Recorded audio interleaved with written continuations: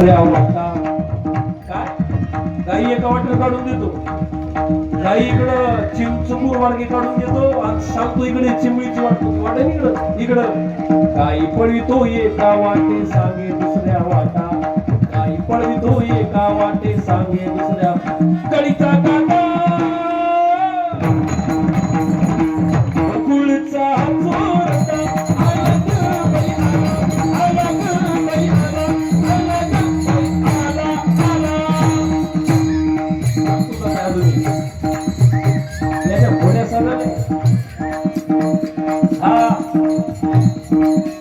साधा चौकडी करून बोळा साधा चौकट तेव्हापासूनच सांडाळ चौकट घडली तुम्हाला तिथं मी नाही म्हणत अनुराग महाराज म्हणले बरं सांडाळ चौकट तुमच्याकडे आहे का इकडे नाही वालवडला अजिबात सांडाळ चौकट नाही जमलं कन्हैया म्हणायचा गोळ हे का साधा आहे का सांडाळ चौकडी करून गोळा याचा गवळ निवरलंय बाई डोळा, याचा गवळ निवरलंय बाई डोळा.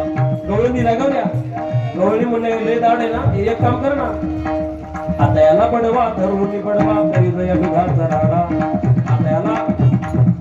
आता याला आडवा धरून बडवा तरी दया दुधाचा राडा कळीचा काटा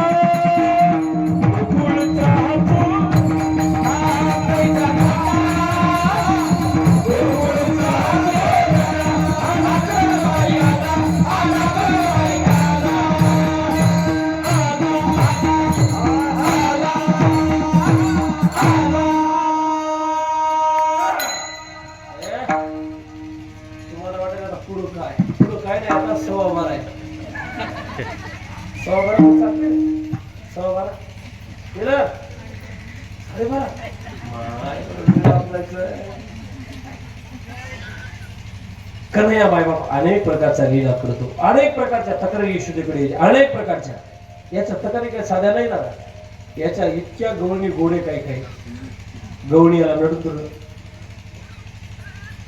आम्ही बहुजनी तू एक लाशा रंग पाणी दिससी येते हृदय मंदिरी ठेवून तू ते जाऊ मथुरा पंथे सरसर परता नको वारता येऊ या कन्हैयाची गोष्ट सांगू का तुम्हाला एक बुबडी गवळण काय म्हणली ती काय थांबूत ते बाई काय थांबूत ते काय थांबूत ते बाई काय थांबूत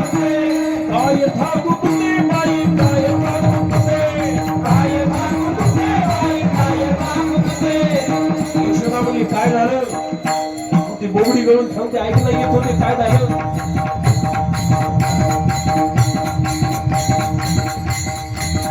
दात होते यमुने पानिया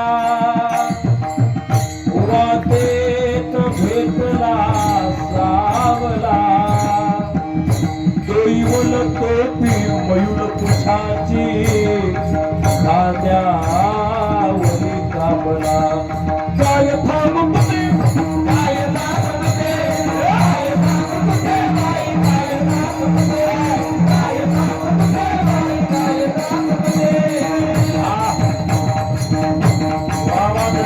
धन्यवाद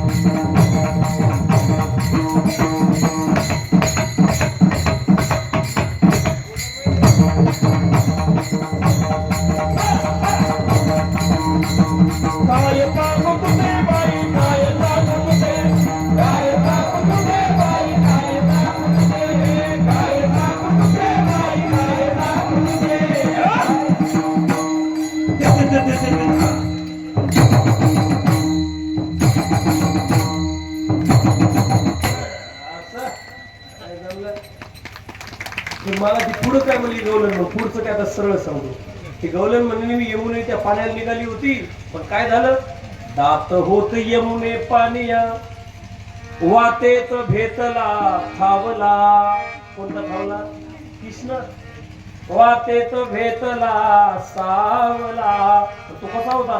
डोईवल टोपी मयूल पुछाची खांद्यावली कांबला. आणि मग काय झालं ग? काय झालं? अगं मी पाण्याला जाता जाता त्याला पाहिलं तर मग काय झालं? जात होते यमुने पाणीया माझे गुलगे फुटले मग मी ललत बतले. त्याला पाहिलं माझ्या डोक्यावरती पाण्याचा माठ होता मी भरून येत होती पण त्याला पाहिलं मी पागल झाली ना. मै भुली घर जाणे बा. मी त्याला पाहून बोलली आणि एवढी बोलली की माझे गुलगे फुटले पडली मी मग मी ललत बतले. तिकलून आले शालंग पाणी मला पोतासे धरले काय थांबत ते बाई काय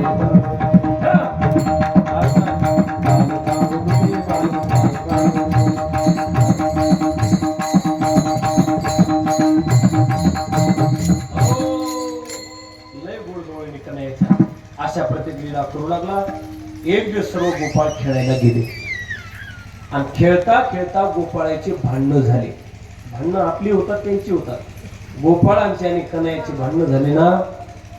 पेंद्या म्हणलं या कन्हैयाला आजपासून बाजूला टाका. राजाचं पूर्व झालं म्हणजे आपल्याच काम सांगत राहते. राजाचं पूर्व झाले आपल्याला काम सांगत राहत ना. याला आता आजपासून आपल्याला घेऊ नका बाजूला टाका. कन्हैयाला बाजूला टाकलं दादा. एकीकडे गोपाळ झाले एकीकडे कन्हैया झाला. एकटाच कन्हैया पडला. हे पा सामुदायिक मध्ये जो आनंद येतो एकटं पडलेला आनंद नाही. सामूहिक भजन में और सामूहिक भोजन में बहुत आनंद आता है. एकटं पडण्यात आनंद नाही. महिला म्हणून तुम्हाला विचारतो खरंच सांगा सगळ्या सोबत जेवण्याचा आनंद जास्त आहे का एकटी एकटी खाण्याचा आनंद जास्त आहे? चोरू चोरू सगळ्यासोबत सगळ्या घरचं कुटुंब सासू सासरे नवरा स्वतः मुलं लेकरं बाळ सोबत जर बसली ना तर त्याचा आनंद वेगळाच आहे. नाही तर नवरदेव गेले ड्युटीला पोरं गेले शाळेला पण असा काही चान्स येत नाही खाऊ द्या काजून बदाम त्याचा आनंद नाही भेटत.